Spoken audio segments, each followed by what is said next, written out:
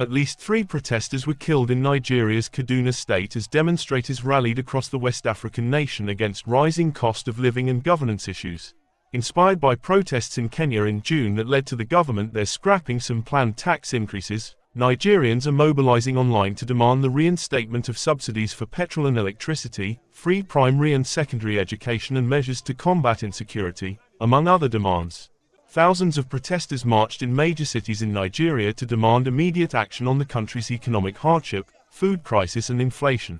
The crowd, mostly youths and human rights activists, marched to the city center and business areas of Ikeja, Ajota and Ajodu, while chanting, "We're hungry, don't kill us, enough of hunger and hardship, anti-poor policies, end hardship now."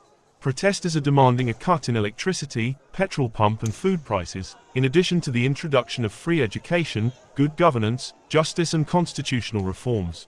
The government had obtained court injunctions in Lagos and Abuja to restrict protesters from demonstrating on the streets and in the National Square in Abuja.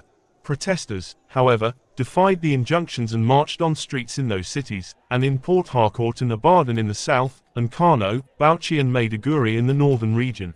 Police and protesters fought in the northeast Maiduguri epicenter over a decade-old terror attack after police fired tear gas to disperse the crowd.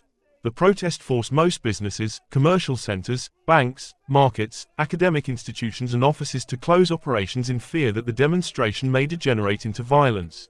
Nigeria faces economic challenges as the high cost of food, fuel, cooking gas, medicine and transport have pushed up the cost of living.